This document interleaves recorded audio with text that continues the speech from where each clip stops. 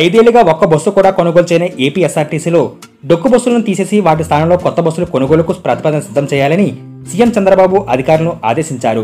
ప్రయాణికులకు మరింత మెరుగైన సేవలు అందించేందుకు ఇప్పటికే ప్రతిపాదించిన 1489 బస్సులు కొనుగోలు చేసుకోవాలంటూ పచ్చ జెండా ఊపారు. ఎలక్ట్రికల్ వాహనం వినియోగం పెరుగుతున్న తరుణంలో ఆర్టీసీలోనూ వాటి వినియోగానికి ప్రాధాన్యం ఇవ్వాలన్నారు. డీజిల్, ఎలక్ట్రికల్ బస్సుల కొనుగోలుతో పాటు నిర్వహణ వ్యయం, మైలేజీ వ్యత్యాసాన్ని బేరీజు వేసుకుని సముచిత నిర్ణయం తీసుకోవాలన్నారు. ఎలక్ట్రిక్ వాహనాల కొనుగోలుకు కేంద్రం సబ్సిడీ ఇస్తున్నందున మన రాష్ట్ర వాటా కింద 1253 బస్సులు వచ్చే అవకాశాన్ని సద్వినియోగం చేసుకోవాలన్నారు. అద్దె బస్సులు, సొంత బస్సులు కొనుగోలు, నిర్వహణపై లాభ నష్టాలు, ఉపయోగాలపై పూర్తిస్థాయి నివేదిక ఇవ్వాలని ఆదేశించారు.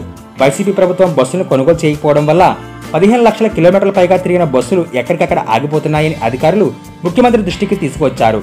వైసీపీ ప్రభుత్వం గ్రామీణ ప్రాంతాలకు బస్సులు తగ్గించిందని, పల్లె ప్రజలకు ప్రయాణ సౌకర్యాలు పెంచేందుకు అవసరమైన ఏర్పాట్లు చేయాలని చంద్రబాబు అన్నారు. ఆన్లైన్ విధానాన్ని మరింత సమర్థవంతంగా నిర్వహించడంతో పాటు కార్గో సేవలను విస్తరించి ఆదాయాన్ని సమకూర్చుకోవాలన్నారు. ఆర్టీసీ సిబ్బందిని ప్రభుత్వంలో విలీనం చేయడం తప్ప గత ప్రభుత్వం ఒక్క సమస్య కూడా పరిష్కరించలేదని పెదవిచ్చారు.